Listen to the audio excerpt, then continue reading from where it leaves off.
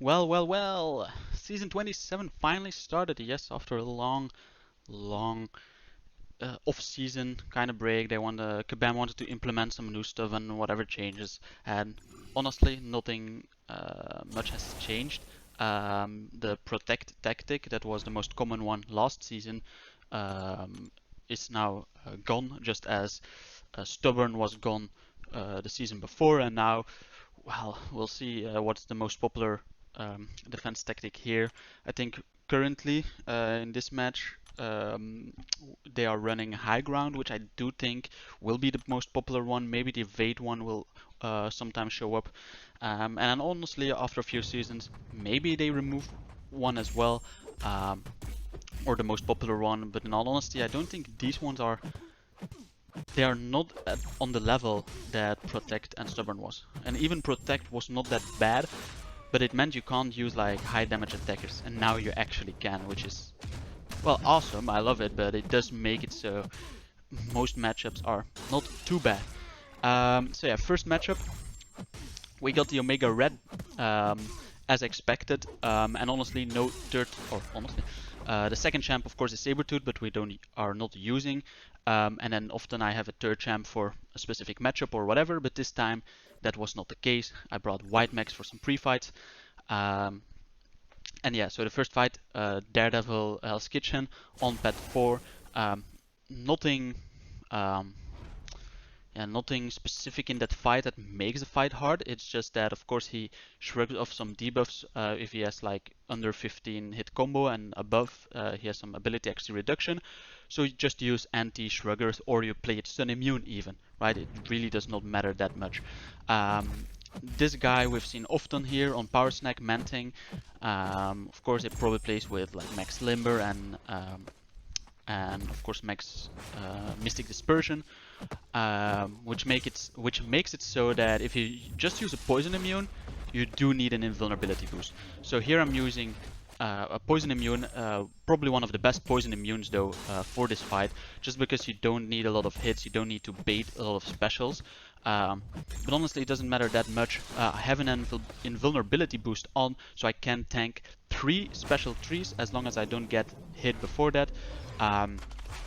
You can quake it like parry style, but you will take some, well, I say some, but you will take quite a few damage from just the blocked hits, and probably still want to use an invulnerability boost to be safe. So yeah, with Omega Red, it's just, you will most likely end up with like above 90%, because you got the willpower healing from armor breaks, your own SP3, maybe your SP1 if you throw it at the end, whatever. It's just that sometimes he throws his specials very fast and he does not get a special 3.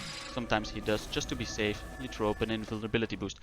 Now if I do my SP2 or something else that does a lot of damage, so with other champs that's as well, normally Manting has protection from the previous defense tactic, but this time he does not have that.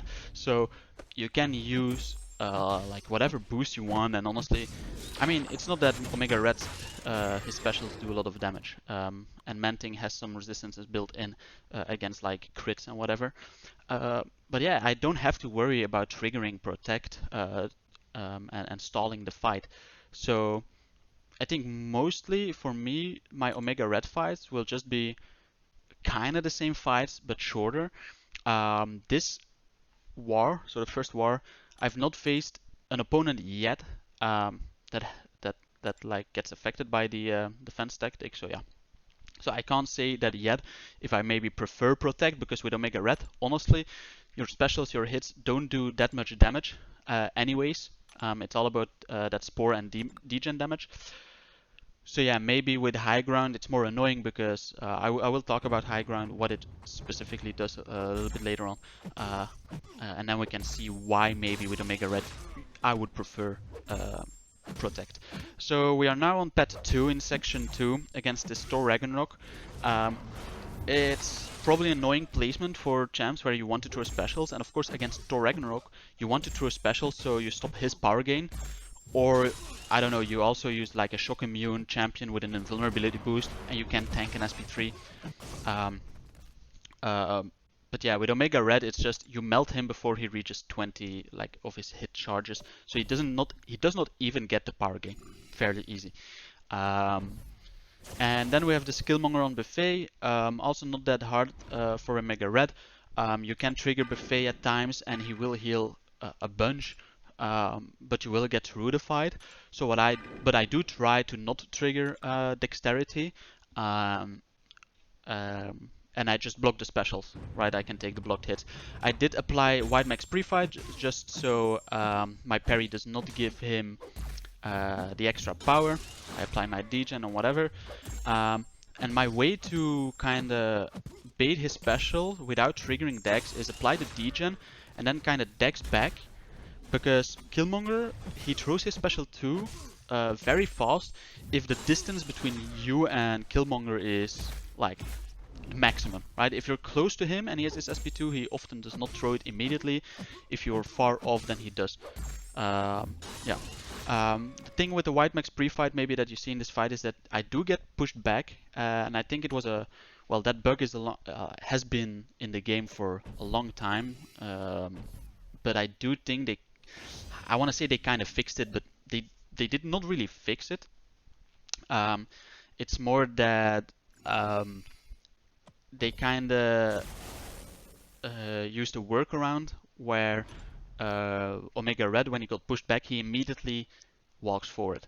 So I guess that's a workaround to not lose, let's say, your spores and whatever.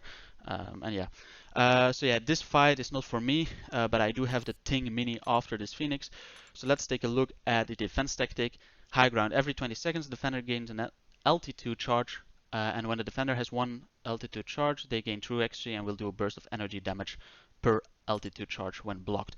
So basically it means that the longer the fight goes on and they gain charges, they do damage on your block, on your parry. And of course the damage increases based on how many charges they have. It's every 20 seconds, right, I think. So it's not even that bad, I would say. Well, especially in my experience, because fights don't last that long. Like taking that damage on a parry on a block does not matter too much. The way to counter it is to intercept, so then they lose a charge. The same way with protect as well to get rid of it, which is, well, some people feel very confident intercepting. I just don't want to get parried and whatever, so if I don't need to intercept, I won't do it. Sometimes it's just like an automatism. Is that the word? Just where, yeah, I will go for an intercept at the start or whatever. But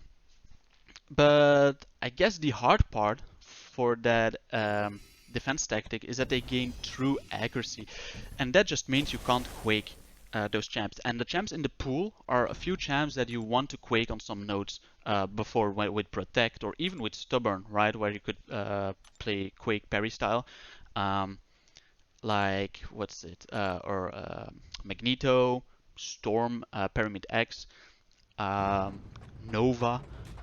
Yeah, there are just a few that normally you definitely will assign like a quake to it that now you have to work around. Okay, this thing on Polka Dot Stun Reflect. Basically, I don't want to accidentally parry or re-parry, because that's still like something that's built in my, I guess, skill set, that I often want to re-parry. Even in fights where I can normally parry, I opt to re-parry. But yeah, I just got him to 15 stacks. I did lock my spores, and I just hold block so he does not throw his special. If he is at 13, 14, 12 stacks, whatever, then I get him to 15 stacks and I bait a special. Of course, my degen will fall off, but I don't worry about that. Here it's just more to maintain control of the fight. So here he has 15 stacks. I do lose my spores, but I'm just baiting out a special, and then I let him hit a little bit on my block because I was still above 10 spores, so my damage, or Omega Red still does damage, of course, when awakened. You don't need the degen or the death field. So yeah, that was all thing road, I guess. We did win this war against Buyuk Tarus. Yeah, not sure if I pronounced that right. Very good start. Congrats to BG3 for going deathless. BG2 didn't, but we'll go for next war, right? But yeah, good start. Only 30k win bonus instead of 50k, so it will probably be harder to maintain in Masters unless you are already very high in Masters, like I think in the second half. But as long as we maintain tier 1, that's a good thing, I think, because it will be harder to get in tier 1 for tier 2 alliances. I think that is a thing. Anyways, yeah, this was the war for today, and hopefully enjoyed the fight. Bye.